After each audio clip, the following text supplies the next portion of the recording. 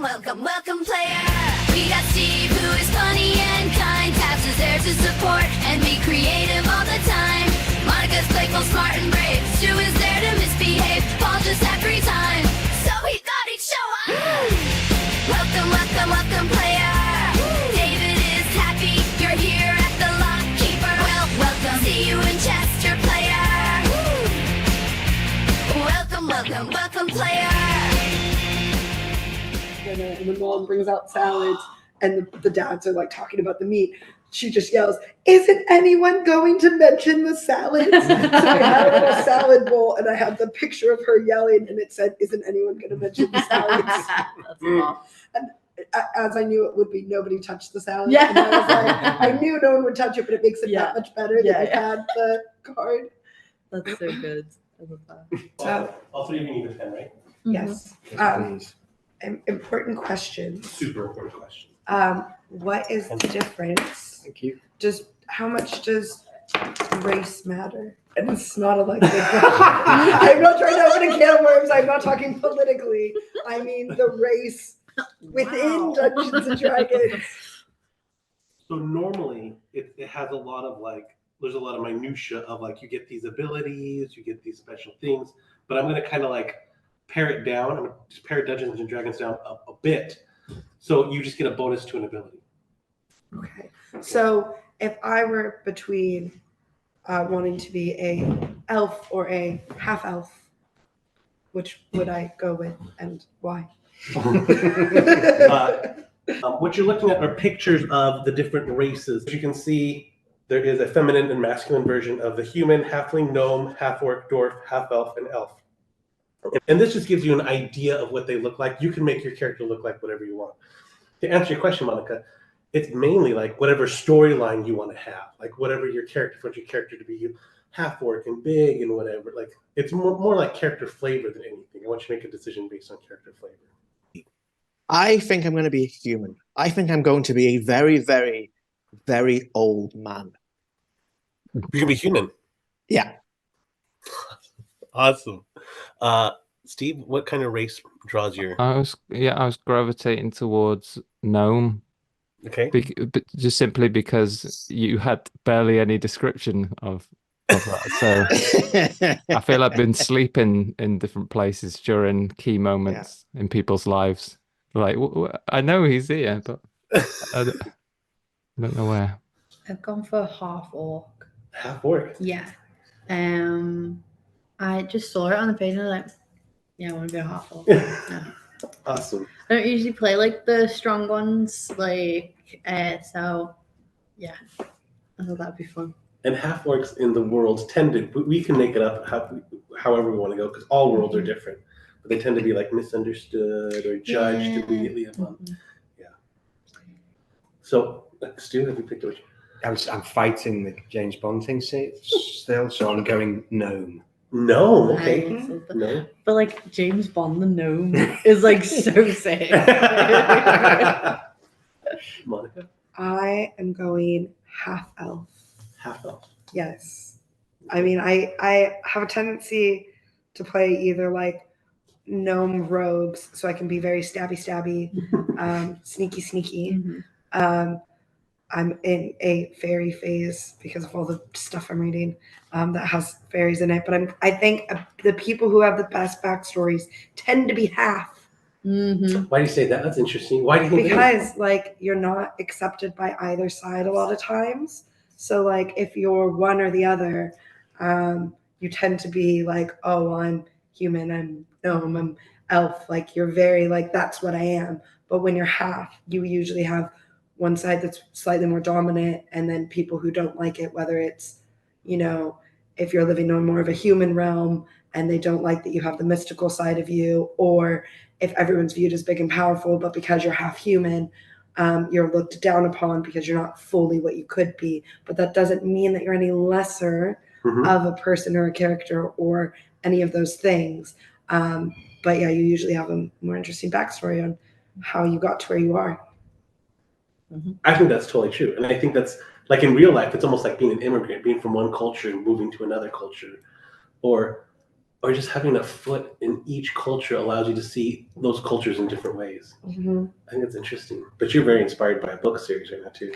Yeah, but I also think of when I think of that, like I think of like Trevor Noah's book that he talks about. He has an amazing book that's called Born a Crime, and it's about growing up in South Africa during the apartheid. And he's half black and half white, and the white community considered him black, the black community considered him white. And he talks about accents. And he talks about accents, and like it's so interesting, and it's one of the best books. And I listen to it, and he reads it, and it's amazing. But it is really interesting about how that relates to so many things of culture, and and being accepted, because you're never truly seen as this or that. It's always like, So yeah. So, Stu, what do you know about Dungeons and Dragons? Not loads. I used to enjoy I've played it a couple of times, and I used to love the old cartoon. It was like, that was my Thursday afternoons after school. Just after physics, then you go and watch Dungeons and Dragons. With the guy with the shield. Yeah. Yeah, amazing. I'm surprised they never rebooted that. But they do turn up in the new Dungeons and Dragons film, don't they? In the maze. Steve, Yeah. So it's nice seeing what is your experience playing Dungeons and Dragons or these types of games? Zero experience. I think when you asked me about Dungeons and Dragons, I only had a reference to a cartoon in the 80s and 90s. Beyond that, nothing. You should watch the movie they just put out. It's actually really fun. Really? Yeah, and the cartoon characters make a little cameo if you look closely enough. Oh. I heard the movie. Right. Bye. Now, just like in improv, it's the flaws that make the character fun. You might want to make like a Legolas that's like, oh, I can do anything and shoot behind my back. And you'll find that the whole time you're just trying to prove how cool you are, which is not really that fun. But if you play a character that has like, have you ever played any really cool flawed characters, Tabs? Or maybe just what are some characters you enjoyed playing? In D&D or? Sure, yeah, it is. I guess. Yeah. Well, I've only ever done one campaign really with D&D, and my character for that one, I did choose for them to have very low charisma, and I've just done it again. I'd like choose low charisma because I just find it really funny. Yes. And obviously it bites me in the arse every time, like, because I also I'm like, let's see if we could talk our way out of this. But then, like, I love that. Even if I say like the perfect thing, it's like roll, and it's like, I got a nat one, baby.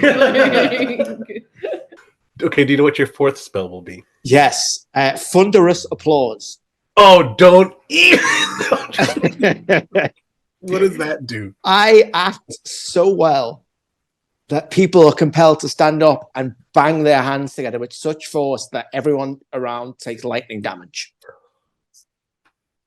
Okay, so do you want that to be... Okay, how does the lightning damage occur? Is it in the area? Yes. Is it one bolt of lightning that comes through? Is it... Maybe I'll make that a single person spell. It's one person claps and they are struck by lightning.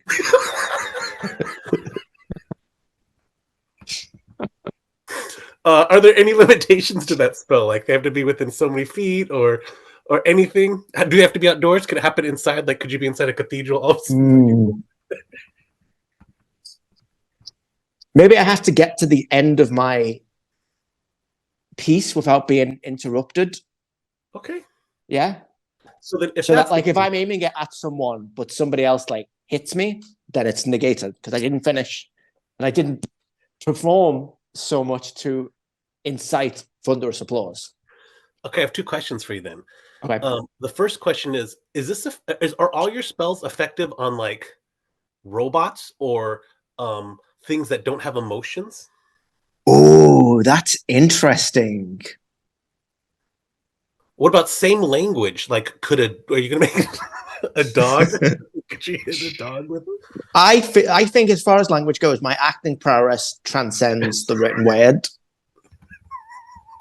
because emotion is the language we all speak.